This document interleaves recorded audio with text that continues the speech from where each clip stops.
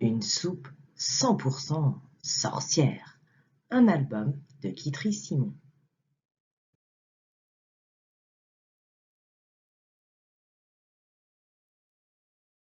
Il était une fois l'incroyable histoire de la soupe carottes, poireaux, pommes de terre. Sa recette est née dans le chaudron de Croquelas, du temps où elle était encore sorcière. Pourtant, elle ne figure dans aucun grimoire. Voici pourquoi. Il commençait à faire bien froid dans la forêt. Croquelas se réjouissait d'entendre à nouveau le vent hurler et la pluie tambouriner à ses carreaux. Elle alluma un feu d'enfer, ressortit son vieux chaudron et eut envie d'un bon plat chaud. Ragoût, ratatouille, soupe, soupe. Croquelas n'aimait rien tant que ça. D'abord parce que la soupe réchauffe les mains quand on tient son bol, le nez quand on l'approche de la fumée et le ventre quand on l'a avalé. Et puis, parce qu'on peut faire des soupes à n'importe quoi. Crapaud collant, vipère gluante, gland rabougri. Rien que d'y penser, Croquelas sentit son estomac gargouiller. Vite, elle mit de l'eau à bouillir et attrapa ses bocaux, qui étaient tous vides. Sacrée gruche! Pesta Croquelas. Quelle étourdie je suis! Que fait une sorcière affamée qui n'a plus rien à manger? Elle file d'un coup de balai dans les potagers d'à côté.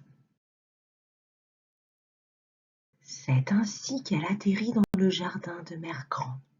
Cette vieille femme ne cultivait que des carottes. Ce sont les légumes préférés de sa petite fille, le chaperon rouge. Croquelas en croqua une et grimaça. Voilà! Un goût sucré, une couleur gaie, et voilà bien un légume de fillette. Mais comme il n'y avait que ça, elle en prit une botte et fila. Ensuite, elle vola jusqu'à chez l'ogre. Là, le potager n'était planté que de pommes de terre bien nourrissantes.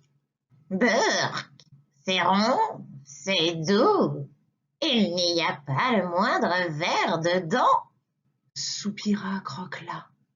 Mais comme il n'y avait que ça, elle s'en contenta. Enfin, elle continua jusqu'à la maison du pauvre bûcheron. Dans son jardin, il ne restait que des poireaux. Enfin un légume de sorcière, Se réjouit Croquelas.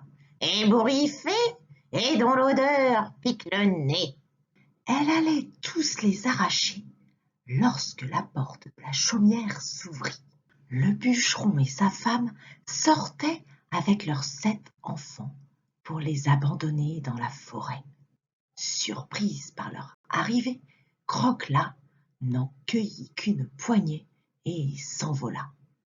Faute de ver ou de vipère, ce sera une soupe poireaux, carottes, pommes de terre. Grommela la sorcière.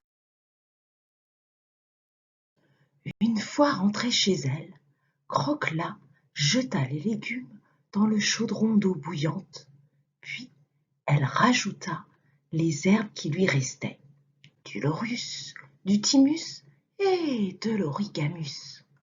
Bientôt s'échappa de sa cabane une fumée à l'odeur délicieusement inconnue. L'estomac de Croquelas gargouilla encore plus fort. Ce parfum eut vite fait de traverser la forêt pour arriver, dans l'ordre, aux narines de la mère Grand, de l'ogre et du bûcheron. Aussi, bientôt, à la porte de Croquelas, on entendit un bruit. La sorcière mixait le contenu du chaudron. Bonjour madame, je m'appelle Petit Chaperon Rouge. Je viens reprendre les carottes que vous avez volées à ma mère grand. Sacré greluche! Maugréa Croquela. Quelle petite effrontée! Depuis quand les fillettes n'ont plus peur des sorcières? Mais comme le petit chaperon rouge avait parlé poliment, et peut-être aussi parce que Croquela avait hâte de goûter sa nouvelle soupe, elle répondit. Tes carottes sont cuites, ma petite. Mais si tu veux, en échange, je t'offre un peu de soupe. Le chaperon en avala un grand bol. C'est délicieux. La fillette s'interrompit. Juste devant la porte passait le loup. Il se dirigeait vers la chaumière de Mère Grand. Ni une, ni deux, elle saisit une des immenses louches de Croquela et se précipita vers lui. Le loup, terrorisé, détala, poursuivi à toute allure par le chaperon rouge. Tiens, cette nouvelle soupe est pleine de vitamines. S'étonna la sorcière. Puis elle referma la porte et mit le couvert lorsque... Quoi encore? S'énerva Croquela. Elle ouvrit la porte et se fit soudain toute petite. En face d'elle se tenait un ogre énorme. Ses poches débordaient d'enfants tous mignons à croquer. « Rends-moi mes patates !» rugit-il. « Ou je t'ajoute à ma poêlée de garçonnet aux pommes de terre sautées !» Cher ami, désolé. S'excusa Croquela. J'ai transformé vos patates en une soupe excellente. D'ailleurs, si le cœur vous en dit. L'ogre n'attendit pas la fin de la proposition. Il avala d'un trait la moitié du chaudron, C'est délicieux !» déclara-t-il radouci. Un rôle interrompit. « Oh, pardon! Je suis vraiment rassasié. Je ne pourrai plus avaler le moindre petit mouflet. » Alors il délivra les enfants un à un, qui s'enfuirent chez eux en courant, et repartit. Tiens, cette nouvelle soupe est très nourrissante, Nota la sorcière. Puis elle referma la porte et s'attabla lorsque... C'est le bûcheron, je parie. Soupira Croquela. Elle prépara un dernier bol pour en finir au plus vite et ouvrit grand la porte. Perdu, ce n'était pas lui, mais un de ses fils, le plus petit. Bonjour, S'inclina le garçon. je m'appelle Petit Poucet et... Croquela l'interrompit. Tes poireaux sont dans ma soupe. Tiens, avale ça et rentre chez toi. Certainement pas. Répliqua le poucet. Je préfère encore me faire abandonner de nuit dans la forêt plutôt que d'en manger. Je venais juste vous demander si vous n'auriez pas aperçu des petits cailloux blancs. Sacré greluche! Ce minus repousserait ma soupe. Croquela fut très vexée. Dis donc, mon petit, Susurra-t-elle. sais-tu qu'on ne dit jamais « pas » avant d'avoir goûté? Puis elle tonitruya. Mange! D'accord. Concéda le petit poucet, pas très rassuré. Mais une seule cuillerée alors. C'est délicieux. Soudain, sa voix sembla très lointaine à Croquela. Le poucet avait grandi d'un seul coup. Il dépassait à présent la cime des arbres de la forêt. Elle perçut juste les mots suivants. Besoin de cailloux à présent.